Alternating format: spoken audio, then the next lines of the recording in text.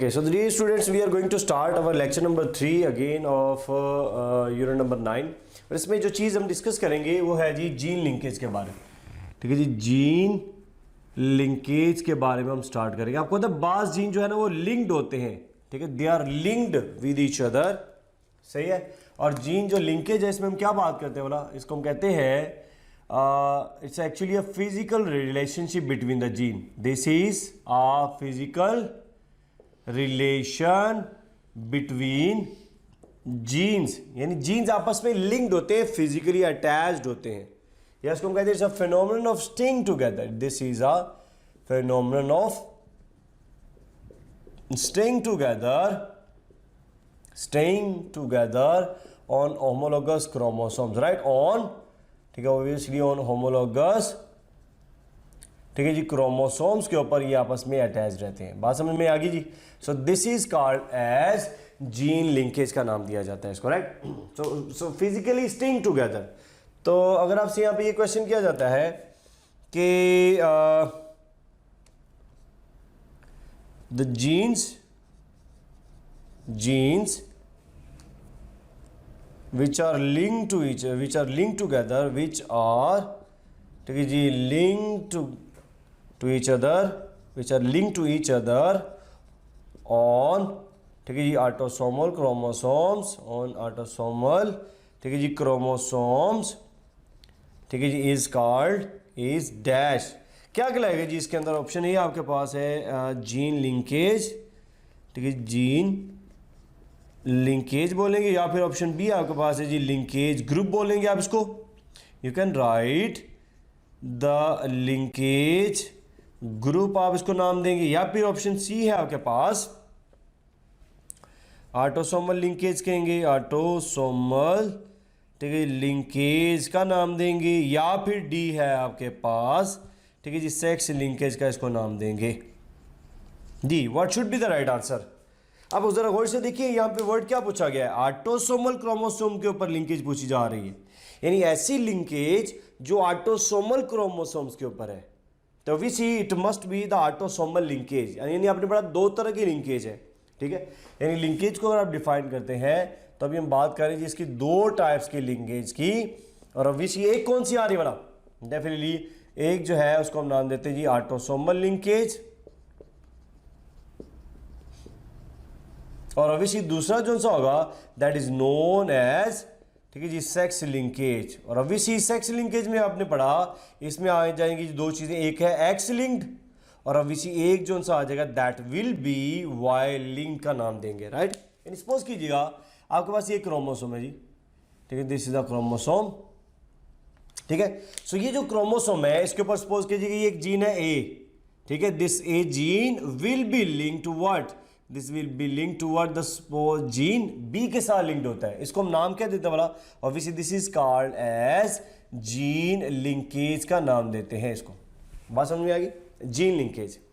ठीक है, तो अगर आपसे ये क्वेश्चन किया जाता है कि जीन लिंक्ड जीन्स, ठीक है जी, लिंक्ड जीन्स, ठीक है जी, do not obey dash. Option A जी आपके पास लॉ ऑफ सेग्रीगेशन को नहीं ओबे करता, लॉ ऑफ, ठीक है जी, सेग्रीगेशन को ओबे नहीं करता. ऑप्शन बी है आपके पास, ठीक है जी, लॉ ऑफ इंडिपेंडेंट असॉर्टमेंट को ओबे नहीं करता, असॉर्टमेंट, या यू कैन से ये क्रॉसिंग ओवर को फॉलो नहीं करता, ओबे नहीं करता. या फिर ऑप्शन डी है आपके पास, या फिर ऑप्शन डी है आपके पास देयर इनहेरिटेंस इज सेपरेट. इनकी इनहेरिटेंस ही सेपरेट होती है जी. What should be the right answer? तो obviously right answer is the beta, the law of independent assortment. आपको पता है कि जो लिंक्ड जीन्स होते हैं ये लॉ ऑफ इंडिपेंडेंट असॉर्टमेंट को फॉलो नहीं करते. बात क्लियर होगी जी? तो आप देखिए हमारे पास लिंक जीन्स होते हैं, और ऑब्वियसली अगर आप इसमें देखिएगा इसमें डिफरेंट लिंकेज ग्रुप्स बनते हैं. सपोज अगर ए जो है this is linked with the B gene and B gene is linked with suppose the C gene. तो ये क्या बना रहे हैं सारे के सारे वाला? या देखिए बनाते हैं जी लिंकेज ग्रुप बना रहे हैं, right. So this is going to form a linkage group. बात समझ में आ गई? Linkage group. इसकी एग्जांपल लेते हैं. अगर सपोज दैट कि ये हमारे पास एक क्रोमोसोम है, ठीक है, क्रोमोसोम है, इसके ऊपर है जी जीन, सपोज है जी आपके पास फॉर एग्जांपल आपके पास है जी gout, this is linked with colour blindness and this is linked with haemophilia, ठीक है जी। ये आपके पास ये जीन्स आपस में अटैच्ड है। इसमें जी क्या मैंने शो किया होगा, दैट इज फॉर गाउट, और C is for what, C is for, ठीक है जी, कलर ब्लाइंडनेस, और obviously H is for what, obviously H is for haemophilia है। बात समझ में आई जी, हीमोफीलिया। तो आप देखिए ये जो केसेस हैं इसको हम नाम क्या देते हैं, ये किसके ऊपर ये बना रहा है, ये है लिंक जीन्स, राइट, इसको कहते हैं लिंकेज ग्रुप, लिंकेज ये ग्रुप बना रहा है जी, एक लिंकेज ग्रुप बना रहा है, ठीक है। और किस क्रोमोसोम के ऊपर है, अगर आपसे यही क्वेश्चन किया जाए कि gout, colour blindness and haemophilia form are linkage group on what, तो ऑब्वियसली आपने पढ़ा दैट इज फॉर्म्ड ऑन, ठीक है जी, on what, obviously on 23rd chromosome, on, ठीक है, 23rd क्रोमोसोम। और आपको पता है 23rd क्रोमोसोम कौन सा वाला, definitely it is an x chromosome, ठीक है जी, एक्स क्रोमोसोम के ऊपर जाकर ये अटैच होता है, यानी एक लिंकेज ग्रुप बना रहा होता है। पॉइंट क्लियर हो गया। उसी तरह अगर सपोज करें हमारे पास ये क्रोमोसोम है जी, इन दिस वे अगेन ये हमारे पास कौन सा क्रोमोसोम है अभी, क्रोमोसोम नंबर, ठीक है, 11 है, ठीक है, क्रोमोसोम नंबर 11। तो 11 के ऊपर आपने पढ़ा जो ये लिंकेज ग्रुप है वो कौन सा पढ़ा, आपने पढ़ा दैट इज ल्यूकेमिया है, ठीक है जी, सिकल सेल एनीमिया है, और इसके अलावा एल्बिनिज्म है। तो आप देख सकते हैं ये भी क्या बना रहा है बोला, ऑब्वियसली ये भी एक लिंकेज ग्रुप बना रहा है। So what is L, L is for leukaemia, ठीक है जी, ल्यूकेमिया का नाम देते हैं, ल्यूकेमिया, ठीक है। और S for what, S for obviously sickle cell anaemia है, ठीक है, सिकल सेल एनीमिया है। और obviously A is for what, obviously A is for albinism का नाम देते हैं। बात समझ में आ गई। ये एक और लिंकेज ग्रुप बना रहा है, और ऑब्वियसली ये लिंकेज ग्रुप कहां पर पाया जाता है बोला, ऑन द क्रोमोसोम नंबर 11। सही है बात जी। और जीन लिंकेज अगर आपसे क्वेश्चन चलें, अभी आपने देखा कि ये जो लिंक जीन्स है, याद रखिएगा, they do not obey the what, obviously they do not obey the law of independence, यानी इनकी इंडिपेंडेंट असॉर्टमेंट नहीं होती। सही है। तो आप देखिए हमारे पास से क्या वाला लिंक्ड जीन्स का नाम दिया जाता है, राइट। तो अगर आपसे क्वेश्चन किया जाता है कि link genes can be, gene linkage can be, gene linkage, ठीक है जी, कैन बी, ठीक है जी, broken by dash. Option A है आपके पास, ऑप्शन ए है जी आपके पास क्रॉसिंग ओवर, ठीक है जी। ऑप्शन बी है आपके पास, ठीक है जी, म्यूटेशन। सी है आपके पास जेनेटिक ड्रिफ्ट, ठीक है जी। यहाँ पे डी है आपके पास एवोल्यूशन।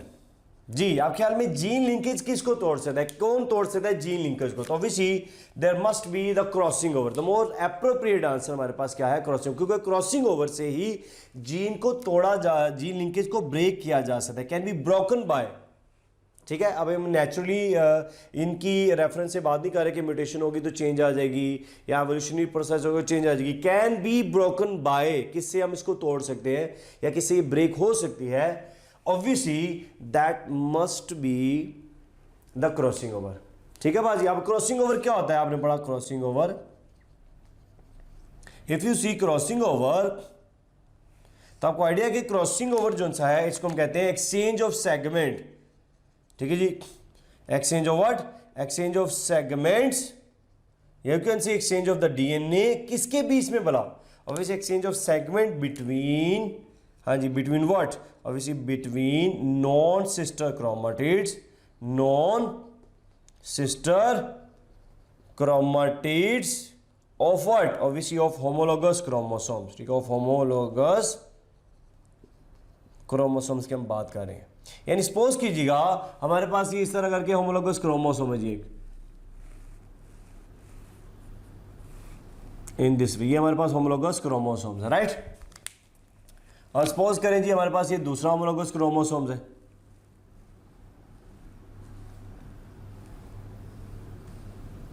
ठीक है, आपके पास दूसरा होमोलोगस क्रोमोसोम आ रहा है, राइट। तो आपके पास this is a pair of what, homologous chromosomes, right. ठीक है, लोगस क्रोमोसोम्स का नाम दिया जा रहा है इसको, होमोलोगस क्रोमोसोम्स है, ठीक है। और ऑब्वियसली अब क्या होगा बोला, होमोलोगस क्रोमोसोम जैसे ही करीब आते हैं तो obviously now they will exchange the segments. अगर आपसे ये क्वेश्चन किया जाता है कि क्रॉसिंग ओवर टेक्स प्लेस, ठीक है जी, क्रॉसिंग ओवर, ठीक है जी, takes place in dash phase, किस फेज में क्रॉसिंग ओवर हो रही होती है, जो ऑप्शन है आपके पास, ठीक है जी, जाइगोटीन, बी आपके पास है जी पैकेटीन, सी आपके पास है जी डिप्लोटीन, और डी है आपके पास है जी डायाकाइनेसिस, ठीक है, डायाकाइनेसिस की बात की जी। अब क्या, हमें क्रॉसिंग ओवर किस फेज में होती है, तो you know that takes place in the pachytene. Pachytene आपने स्टेज पढ़ी होगी, उसमें जाकर ना क्रॉसिंग ओवर होती है जिसमें एक्सचेंज होता है सेगमेंट्स का। और ये क्या है बोला, obviously they are non sister chromatid, यानी ये और ये जो दोनों हैं, ठीक है, ये किस कैटेगरी में आते हैं बोला, obviously these are called as non sister chromatid, these are known as non sister chromatids का नाम दे, these are non sister chromatids है, ठीक है, नॉन सिस्टर क्रोमेटिड्स का नाम दिया जाता है इसको। तो आपने क्या देखा, ऑब्वियसली इसमें क्या होगा कि ये जो पार्ट है ग्रीन वाला, ये ऑब्वियसली ये जो पार्ट है दिस विल बी ट्रांसफर्ड, ये इसके ऊपर ट्रांसफर हो के आ जाता है, और ऑब्वियसली जो ब्लैक वाला पार्ट हो जाएगा ये इससे ऊपर जो है ना ट्रांसफर हो जाएगा। तो क्या सूरत हाल बनेगी, देखिए ज़रा। ऑब्वियसली हमारे पास ये था ये क्रोमोसोम दिस वन, ठीक है, और ऑब्वियसली दूसरी तरफ ये आपके यहाँ पर आगे जी ग्रीन वाला पार्ट, राइट। तो यू कैन सी ओवर, ये आपके पास आगे जी ग्रीन वाला पार्ट इसके ऊपर। तो आप देखिए ये सेगमेंट इधर शिफ्ट हो गया है, और दूसरी अगर आप देखिए तो आपके पास ये एक चीज़ है जी, ये क्रोमोसोम है,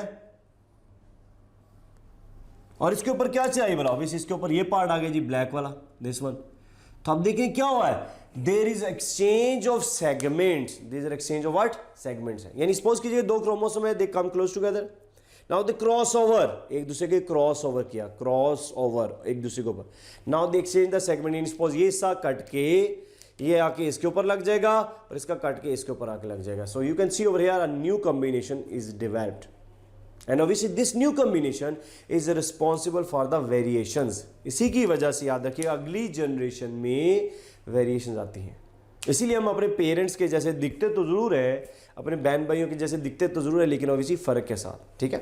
तो आप देखें ये केस हमारे पास है। तो आपसे ये क्वेश्चन अगर किया जाए कि आप